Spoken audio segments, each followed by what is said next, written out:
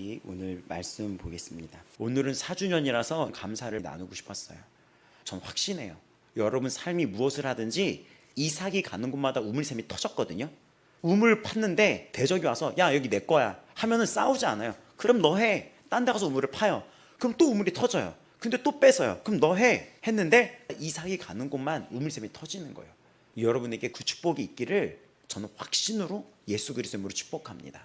하나님은 제수가 옆에 있다가 예수님이 십자가에 달려 돌아가실 때 나를 기억해 달라 그랬는데 그 한마디로 영원한 나라로 데려간 거잖아요. 하물며 여러분에게는 주님은 어떻게 하겠습니까?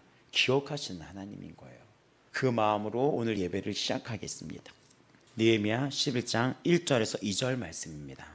백성의 지도자들은 예루살렘에 거주하였고 그 남은 백성은 제비 뽑아 10분의 1은 거룩한 성 예루살렘에 거주하게 하고 그 10분의 9는 다른 성읍에 거주하게 하였으며 예루살렘에 거주하기를 자원하는 모든 자를 위하여 백성들이 복을 빌었느니라. 아멘. 여러분 느헤미야 11장 1, 2절을 우리가 잠깐 나눠보겠습니다. 혹시 우화라는 이야기 아나요? 우화는 뭐냐면 동물이나 식물을 인격화시키는 거예요. 동물을 인격화시켜서 그걸 통해서 어떠한 메시지를 전해주고 교훈을 주는 걸 우화라고 합니다. 너무나 유명한 우화가 있는데 쥐들이 너무 스트레스를 받는 거예요. 근데 그 스트레스 원인이 뭐냐면 고양이 때문에 죽어가는 거예요. 그래서 우리 대책을 세우자. 고양이가 이렇게 슬금슬금 오는데 고양이가 나타나는 거를 우리가 모르니 고양이가 오는 걸 깨달을 수 있도록 고양이 목에다가 방울을 달아주자라고 얘기한 거예요. 그럼 고양이가 올 때마다 이 십자가 목걸이처럼 고양이가 나타났어. 그러면 쥐들이 나타났어 피해! 뭐 이렇게 할 수 있잖아요. 그래서 기발하다 하면서 쥐들이 자 그럼 이제 우리는 살았어. 지금부터 고양이 목에 방울을 달으면 돼! 라고 했는데 갑자기 정적이 그때 고양이 목에 누가 방울을 달지? 라고 하는 그러는 걸로 이야기가 끝나는 겁니다. 이 이야기는 이솝우화에 등장한 쥐들의 모임이라는 짤막한 이야기인 거예요. 이 이야기를 통해서 실행의 중요성에 대해서도 얘기하고 이상과 현실의 괴리에 대해서 이야기하며 책임감의 부재에 대해서도 얘기하고 있어요. 아무도 책임감을 지려고 하지 않고 실행을 하지 않는다면 어떤 의견은 성취될 수가 없고 물거품이 된다는 거예요. 또 이상과 현실의 괴리에는 어려운 일이 있어서 정말 불가능한 일을 비판할 때 쓰기도 하고 때로는 이 이야기는 실행을 옮기지 못하고 묘책만 깨내는 그런 어떤 사례에도 이거를 이야기를 하는 거예요. 제가 이 우화를 통해서 드리고 싶은 이야기는 이거예요. 만약에 쥐들 중에 누가 한 명이 움직였다면 어떻게 됐을까요? 여기에는 이 실행과 이 행동에는 대가가 요구가 돼요. 그 쥐는 고양이 목에 방울을 달다가 죽을 수도 있어요. 죽음을 건 대가가 요구되기도 해요. 하지만 그 죽음의 대가는 수많은 동료들을 살리는 것이 됩니다. 실행과 행동의 중요성에 대해서 얘기하는 거예요. 이 세상에도 이런 실행을 해서 세상의 역사를 뒤집었던 인물들이 나와요. 로자 파크스라고 하는 미국의 흑인 인권 운동가에 대해서 들어보셨습니까? 지금은 믿겨지지 않겠지만 1955년도에 미국 사회에는 어떠냐면 버스 좌석이 인종에 따라 분류가 됐었어요. 말도 안 되죠. 그리고 흑인이 앉았더라도 흑인 자리야 백인 자리야 분리되어 있는 것도 있었고 심지어는 흑인이 앉았던 자리를 더럽다고 안 한 정도도 있었고 그거가 좀 많이 완화된 게 뭐냐면 흑인도 의자에 앉을 수는 있지만 백인이 타면 백인에게 자리를 양보하는 게 규칙이었던 거예요. 근데 그게 아무리 생각해도 이해가 안 되잖아요. 아무리 생각해도 이해가 안 되는데 이거 말이 안 돼요 라고 말하는 사람이 없었어요. 그거는 이 여자가 감옥 갈 수도 있는 거거든요. 근데 이 여자가 날짜까지 기록돼 있어요. 1955년 12월 1일 날 버스에 탔는데 백인 승객이 앉을 자리가 부족하자 운전사가 어이 거기 흑인 자리에서 일어나서 양보하세요 했는데 이 여인이 가만히 있었던 거예요. 그랬더니 너 지금 뭐 하는 거냐 일어서라 하다가 이게 버스가 중단될 정도로 난리가 난 거예요. 끝까지 안 일어나고 수군거리고 그 모습을 흑인들도 보게 된 거예요. 백인들은 막 뭐라고 하고 이게 경찰까지 간 거예요. 몽고메리 버스 보이콧 운동이라는 이 운동이 퍼지게 되고 이 운동이 381일 동안 1년이 넘는 시간 동안 운동이 벌어졌습니다. 그리고 연방 대법원에서 버스 안에 인종분리 정책이 위헌이라는 판결을 이끌어낸 거예요. 근데 그 여자가 나는 피곤해서 일어날 수 없었던 게 아니다.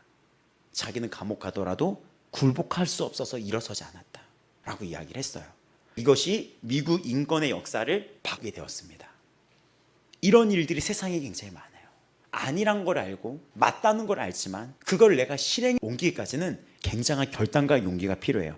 여러분이 너무나 알만한 이름인데 넬슨 만델라라는 남아프리카 공화국의 인권 운동가이자 대통령이었죠. 그 넬슨 만델라는 당시에 남아프리카 공화국에 아파르트헤이트라는 어떤 정책이 있었는데 그게 뭐냐면 백인들이 소수의 흑인들을 지배하는 인종 정책이 있었어요. 노예로 삼고. 넬슨 만델라가 이 정책과 싸우다가 27년을 수감 생활을 하게 되는 거예요. 근데 넬슨 만델라가 했던 이 싸움은 싸움이 아니라 화합하는 용기였었어요. 이 넬슨 만델라가 뭐라고 얘기하냐면 용기는 두려움이 없는 것이 아니라 두려움을 극복하는 거다 하면서 복수가 아닌 우리는 용서가 화해가 필요하다를 흑인 사회에 알렸습니다. 대단하죠? 그래서 이 남아프리카 공화국은 그것이 무너져서 평화의 나라로 바뀌게 되었던 거예요. 이런 인물들이 있어요. 마틴 루터킹 주니어라는 미국의 흑인 인권 민권 운동가 목사님이자 운동가거든요. 들어보셨죠? 마틴 루터킹. 이분도 몽고베리 버스 보이콧 운동을 보면서 비폭력이라는 이 신론 속에서 용기를 우리는 지켜내자 하면서 너무나 유명한 연설이 있죠. 나에게는 꿈이 있습니다. 마틴 루터킹의 그 꿈, 그 연설을 통해서 결국 1964년에 민권법의 제정이 이끌어졌고 흑인을 차별을 법적으로 금지하는 역사적인 변화를 이끌게 됩니다. 여기서 주목해야 될 게 뭐냐면 한 사람, 단 한 사람이 지금 세상을 바꾸고 있다는 거예요. 한 사람의 실행이, 한 사람의 용기가 세상을 뒤바꾸고 한 사람의 용기가 수많은 사람을 살린 거예요. 한 마리의 새앙쥐가 그 목에 목숨을 걸고 방울을 달았다면 수많은 동료를 살릴 수 있듯이 실제로 이런 자가 있어요. 이런 자가 있습니다. 성경에도 나오죠. 바로 예수 그리스도입니다. 순종으로 우리 모두가 살아나게 되었습니다. 한 사람의 결단과 한 사람의 자원하는 마음이 세상을 변화시킨 거예요. 성경의 역사도 똑같았다는 얘기입니다. 성경도 한 사람의 용기와 결단이 세상을 바꾼 거 아십니까? 하나님의 나라는 수많은 사람들이 연합해서 하면 되게 좋겠지만 신기하게 그렇지가 않아요. 제가 다음 세대 사역을 하면서 우리가 좋은 아이디어를 낸 게 뭐냐면 각 학교마다 그 학교 옆에 있는 지역교회가 붙으면 이 아이들이 학교에서 예배가 열리면 그 교회로 나가면 성장할 수 있을 거 아니에요. 그렇죠? 그랬는데 실제로 학교에 들어가고 그 지역교회를 연결을 했는데 지역교회가 저희는 바빠요. 저희는 학교에 들어갈 사역자가 없어요. 그리고 이 아이들이 당장 교회를 오지 않는다면 마치 밑 빠진 독에 물 붓기처럼 저희는 재정을 쓸 수가 없어요. 미안하고 안타까운 얘기지만 실제 이런 다 현실이었습니다. 그래서 학교 예배를 연 선생님은 이 학교로 들어와 줄 수 있는 목사님들을 찾기 시작했었어요. 저에게도 연락이 돼서 제가 가게 되는 학교가 제주도, 강원도, 홍천, 양양 이런 곳이 돼버린 거예요. 저한테는 이 질문이 도전이에요. 처음에는 이것 때문에 제가 거절한 것도 있었어요. 전라도 광주까지 들어왔었거든요. 전라도 광주에 일주일에 한 번 연락이 들어오기 시작했던 거예요. 근데 다행히 전라도 쪽에 학원 보고마가 퍼져서 그 교회가 일어나기 시작했었어요. 그리고 제주도도 가고 여러 군데를 가면서 이제는 먼 거리도 마다하지 않겠다라고 얘기를 했어요. 제주에서 1년 동안을 예배 드렸다는 경우를 듣게 되고 제주에 있던 교회들이 소식을 듣게 됩니다. 그래서 창간 수업이 벌어지게 돼요. 많은 선교단체들이 와서 그거를 보게 되고 제주에서도 다음 세대 붐이 일어나게 돼요. 지금은 여러 교회가 협력해서 그 아이들이 그 지역교회로 다니고 있어요. 또 이 소식을 듣고 제주에서 반대로 평택까지 왔었어요. 비행기를 끊어서 열 몇 명의 사역자와 장로님들이 제주 비행기를 끊고 그 제주를 섬겼던 사역자가 서울에 개척을 했는데 평택과 제주를 한다고 또 보러 온 거예요. 이것이 그들에게 불씨를 일으켜서 이게 지난 몇 년 동안 여기저기 퍼지고 또 한 분의 목사님은 저라는 사역자를 샘플로 예시를 들어주면서 저를 막 여기도 세우고 저기도 세우면서 이 사역자를 깨우신 거예요. 그리고 이 교회들을 연합을 시켰습니다. 그랬는데 어떠한 소식이 듣게 됐는지 압니까? 여기 옆에 걸어서 10분 거리에 개척을 했던 동료 목사님이 계세요. 아시죠? 이 옆에서 10분 거리에 동료 목사님이 개척을 하셨거든요. 그 목사님이 어저께 밤에 연락이 온 거예요. 목사님, 저 화요일 날 학원 보고마라는 그 세미나를 듣게 돼요. 제가 협력하는 교회 목사님들이 있는데 교회 목사님들이 다 한 자리에 모여서 이 세미나를 반드시 꼭 들어야 된다고 하는데 그 자리에 가게 됐는데 그 자리에 어떤 최 목사님이라는 분이 오시는데 가까운 분 아닌가요? 어떻게 이렇게 연결이 되죠? 너무 신기하다고. 옆에 있어도 사역이 공개가 안 됐는데 이런 루트로 그 목사님이 속한 교회가 하나가 돼서 이런 일이 벌어지고 지금 목사님이 화요일 날 다른 연합회에 있는 그 목사님들이랑 그 세미나를 들으러 가는 거예요. 제가 말하고 싶은 것은 남들이 봤을 때 아무도 주목하지 못했지만 우리 아버지 마음교회가 지난 4년간 용기를 내고 결단했던 이 실행이 수많은 영향력을 줬다는 것입니다. 성경에 봐도 하나님의 여러 사람들이 다 연합해서 하자는 게 아니라 딱 한 사람이었던 거예요. 노아. 그 시대의 노아. 그 시대의 인원이 100억도 넘는다는 인원으로 추정이 돼요. 그 시대의 지구상의 인원이 그때는 오래 살았잖아요, 사람들이. 그렇기 때문에 그 당시의 인원이 지금의 인원이랑 비교도 할 수 없을 정도로 오래 살았으니까 애들 굉장히 많이 낳았잖아요. 100억 이상 상상도 초월할 인원이 될 수 있대요. 그때 하나님이 누가 한 사람을 통해서 일합니까? 노아. 그때 깨달았어요. 하나님은 순종할 수 있는 단 한 사람을 찾으시는구나.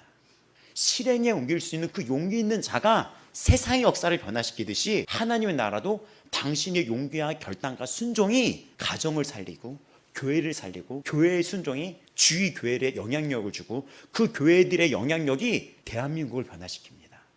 처음에는 여러 가지 이야기가 들었어요. 이 아이들이 당장 오지 않는데 어떡할 거냐. 그리고 우리의 역할은 그 지역교회가 아니기 때문에 그 지역교회가 들어오면 어떻게 해야 됩니까? 그 지역교회에게 물려줘야 되겠죠. 우리를 지우고 그 지역교회한테 밀어주고 나와야 되겠죠. 그게 우리의 목표였던 거예요.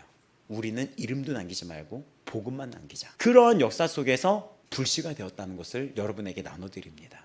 성경에 보면 노아도 그랬고 아브라함도 그랬습니다. 하나님이 민족 전체를 택한 게 아니라 아브라함을 택해서 역사의 시작이 된 거예요. 또 보면은 모세도 그렇습니다.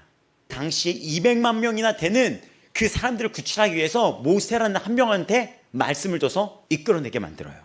성경에 보면 굉장히 많아요. 이런 인물들이. 갈렙도 어땠습니까? 가나안 땅에 갔다 왔는데 끝까지 하나님 말씀에 떠나지 않기로 순종했습니다. 성경에 보면 끊임없는 이런 사람들, 여호수아, 또 다윗, 끊임없이 나옵니다. 히스기야 왕, 우리가 헤아릴 수 없는 수많은 사람들이 나옵니다. 또 요셉, 아내가 임신을 한 거예요. 결혼을 하려고 했는데 아내가 점점 배가 불러오는 거예요.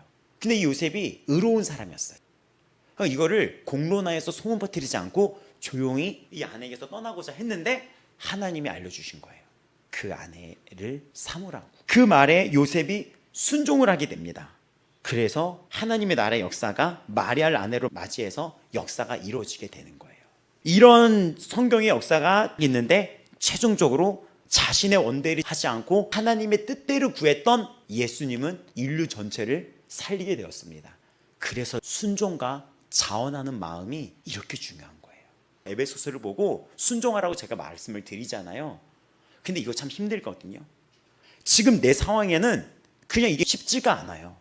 내가 죽을 수도 있어요, 이 순종하다가. 하지만 거기는 패배가 아니라, 순종하는 그곳은 패배가 아니라 승리가 있는 것입니다. 기억하시기 바랍니다. 어떤 이야기만 듣고 실행하지 않는 것은 엄청난 코미디를 만들어내는 거예요. 재앙적인 코미디를 만들어내는 것입니다. 순종이 없는 것은 재앙이에요. 순종하는 성도가 없는 것은 재앙이고 코미디입니다. 순종하지 않는 신앙인들, 교회 다니는 자들은 이런 코미디가 없는 거예요. 왜 다니는 겁니까? 이런 코미디가 없는 거죠. 재앙을 일으키는 거예요. 가정에 어떤 한 사람이 교회를 다니잖아요. 그 한 사람이 교회 다닐 때는 순종의 대가가 필요해요. 그 가정을 살려야 돼요. 자기를 죽여서 들어가야 돼요. 고양이 목에 방울 다는 걸 해야 되거든요. 근데 죽기 싫거든요. 그러면 이상한 코미디가 벌어지는 거예요. 하나님의 말씀과 종말과 천국 지옥을 듣고 있으면서 별로 경각심을 갖지 못하고 살고 있는 거죠. 그리고 그날은 반드시 옵니다. 오늘 이 성경의 말씀을 보게 되면은 하나님은 한 사람을 찾고 있어요. 지금 이 느헤미야 11장은 이들이 무너진 예루살렘을 다시 세워가지고 그 성읍에 누가 살까라고 해서 제비 뽑아요. 이 성경에 대한 해석이 2절에 보면 자원하는 자라고 나오거든요. 그 자원하는 자가 앞에 있는 수식어를 꾸미는 단어로 많이 써요. 그래서 이건 어떤 거냐면 이들이 뽑을 사람이 없다가 누가 이 성읍을 건설하면 이 교회를 도우며 살까라고 하다가 아무도 안 나와서 누가 섬기는 자가 누굴까? 지금으로 따지면 누가 주방봉사라고, 누가 청소라고, 누가 방송실하고, 누가 찬양단을 하고, 누가 이거를 할까? 이런 것들, 누가 이 교회에서 기도자로 할까? 중보기도자가 될까? 이런 거에 아무도 나서질 않는 거예요. 그래서 제비를 뽑는 거죠. 근데 제비를 뽑았을 때 이들이 제비 뽑은 결과에 자원하는 마음으로 나아갔다는 것입니다. 이 사람들이 변했어요. 어떻게 변했는지 아세요? 전에는 하나님이 아무리 이 선지자를 통해서 말을 전합니다. 재앙이 올 거야, 끝이 올 거야, 너희들 다 죽을 거야 하면 막 깰끌거리고 막 웃었거든요. 그리고 저 왕은 다 끌려가고 자식들이 죽는 걸 눈이 뽑히고 보게 될 거야. 그런 일이 다 벌어지고 말을 해도 끝까지 듣질 않았어요. 예배는 드리는데 듣지 않는 사람들이었던 거예요. 근데 이들이 포로기를 거쳐서 여전히 어떤 거 앞에 자원하는 마음은 없는데 제비를 뽑았는데 이들이 순종하는 마음의 자세로 변했다는 것입니다. 하나님이 만들어 가시는 거예요. 자원하는 마음도 하나님이 주신 감동인데 그 감동을 놓치지 말기 바랍니다. 여러분이 하나님이 주신 감동에 반응을 했을 때 여러분을 통하여 수많은 역사가 벌어지는 거예요. 아버지 마음 교회는 바로 그 감동으로 이루어진 거거든요. 교회는 그 감동의 집단인 거예요. 바울이 루디아라는 여자를 만나가지고 루디아가 마음이 감동을 받아서 교회가 세워졌는데 그 교회가 빌립보 교회인 거예요. 당신의 감동의 움직임이 여기까지 온 거예요. 순종은 억지가 아니라 기쁨이라는 것을 기억하시길 바라요. 기쁨이에요. 오늘 이 느헤미야 11장은 바로 그런 상황에서 제비를 뽑고 그들에게 자원하는 마음을 주시는데 바로 이거예요. 우리에게 감동을 주시는 이도 하나님이라는 거예요. 근데 거기에 우리가 어떤 마음으로 반응을 보여야 되는 게가 되게 중요한 거예요. 기쁨으로 순종하시길 바라요. 하나님은 우리에게 뭐라고 말씀하십니까? 예배하는 자를 아버지께서는 참으로 자기에게 속한 예배자들을 찾는다고 요한복음 4장 23절에 말씀하고 있습니다. 또 4장 24절은 하나님은 영이시니 예배하는 자가 영과 진리로 예배할지니라. 결론은 이겁니다. 하나님 앞에 자원으로 순종하는 자가 진짜 예배자예요. 여러분, 이 교회에 나오는 것이 다 예배가 아니라 내가 이 자리에서 고양이 목에 방울을 매는 자가 예배자인 거예요. 교회도 오늘날의 삶의 현실도 이 땅의 역사도 여러분 움직이셔야 됩니다. 실행하셔야 됩니다. 용기를 내셔야 됩니다. 가정에서도 하나님의 말씀대로 해보셔야 됩니다. 걸어보셔야 돼요. 그랬을 때 예수 그리스도에 나타난 역사가 여러분 삶 속에서 일어납니다. 아내가 바뀌고 남편이 바뀌고 자녀들이 바뀌고 부모가 바뀌는 역사가 오늘 당신에게 주어지는 말씀이에요. 이 얘기를 듣고 엄마 순종하라는 얘기 못 들었어? 너 목사님 순종하라 그랬잖아. 순종. 부모님께 공경해야지. 무릎 꿇어. 이게 아니라 내가 해야 되는 역할에 순종해 보시기 바랍니다. 제가 이 4주년을 맞이해서 왜 이 설교를 하냐면 제가 오늘 기도를 했어요. 하나님은 우리 교회에 날마다 선물을 주셨어요. 제주 사역이 3년을 마지막으로 해서 좀 사역이 줄었거든요. 그때 제가 감사합니다 기도를 올릴 때 감동이 왔었어요. 뭐 주실 것 같은 거예요. 그래서 그때 구했던 것은 우리 성도들의 행복이었어요. 행복하게 해달라고. 그리고 오늘 여기서 기도를 하는데 또 감동이 왔어요. 선물을 준다면 어떤 걸 주고 싶냐. 저도 선물을 준비했거든요. 저 이런 날 선물 준비하잖아요. 그래서 선물을 구했어요. 여러분이 예수님의 성품을 닮아가는 자가 되게 해달라고. 아름다운 교회가 되게 해달라고. 예수님의 성품을 닮아간 여러분이 세상에 나가면 얼마나 아름다울까요? 여러분을 만나면 사는 거예요. 예수님 만나면 사는 건데 여러분이 예수님처럼 살아가면 여러분을 만난 사람 복 받은 거예요. 그래서 여러분들은 그런 얘기 들어봐야 돼요. 누구를 만났을 때마다 기분이 좋아요. 여러분이 바로 그 주인공이에요. 여러분이 있기 때문에 이런 얘기를 제가 듣는 거거든요. 여러분이 있기 때문에. 여러분이 가정에서도 내 아내가 있으면 내 아내 때문에 난 너무나 행복해. 당신 때문에 내가 살았어. 나중에 이 먼 여정이 끝났을 때 고맙고 미안해.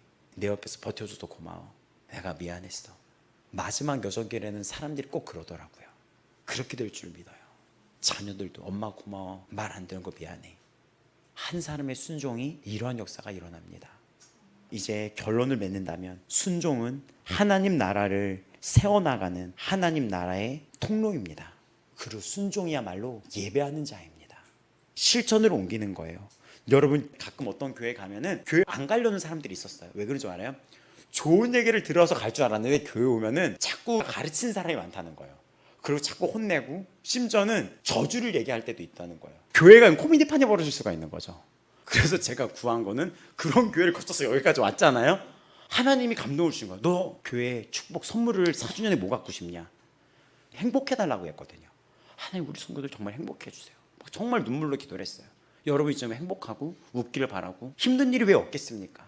행복하길 바라서 정말 간절히 기도를 했어요. 근데 오늘 감동 속에 네가 선물을 준비했는데 웃으시면서 선물을 내가 주고 싶은데 뭘 주고 싶으냐 했더니 제가 성품을 달라고. 성령의 열매에 성품을 달라고. 성령의 열매가 다 성품인 거 알죠? 성령의 열매가 성품이잖아요. 사랑, 희락, 그쵸? 다 성품이잖아요. 성품을 선물로 달라고. 그리고 우리 교회가 예수님이 보이게 해달라고, 행복하게 해달라고, 평안하게 해달라고, 이들의 이 성품이 세상 밖으로 흘러나가게 해서 이들을 만난 사람 다 행복하게 해달라고 그걸 구했습니다. 오늘 그 복을 여러분에게 던집니다. 아멘으로 받는 여러분들 순종하는 예배자로 나가겠다는 것이거든요. 실천하는 자가 되세요. 예수님은 자원하는 마음으로 하나님 이 잔을 여기서 옮겨주세요. 근데 내 뜻이 아니라 아버지의 뜻대로 해주세요 라고 하면서 아버지의 명령에 순종과 자원의 기쁨으로 나아가고, 그 예수님의 순종은 오늘날 우리에게 이런 교회와 생명의 축제를 벌려주시게 했습니다. 그리고 주님은 반드시 다시 오세요. 결론입니다. 하나님은 큰 무리가 아닌 자원하여 순종하는 한 사람을 통하여 일하셨습니다. 방주를 지은 노아, 본토를 떠난 아브라함, 골리앗 앞에 선 다윗, 깊은 곳에 그물을 던진 베드로까지 순종의 가장 완벽한 모범은 예수 그리스도 되십니다. 예수님은 아버지의 뜻을 이루기 위해 십자가를 지는 완전한 순종을 택하셨습니다. 억지로가 아니라 사랑으로 기쁘게 순종하셨습니다. 하나님은 오늘도 우리의 작은 순종을 통해 일하십니다. 당신의 자원하는 마음, 그 순종이 바로 하나님 나라를 이 땅에 세우는 위대한 역사의 시작입니다. 당신의 자원하는 마음, 그 순종이 바로 하나님 나라를 이 땅에 세우는 위대한 역사의 시작입니다. 우리 아버지 마음교회가 이제 5주년을 향해 나아갑니다. 하나님 나라를 세우는 위대한 역사의 시작이 이곳에서 펼쳐지기를 예수님의 이름으로 축복합니다.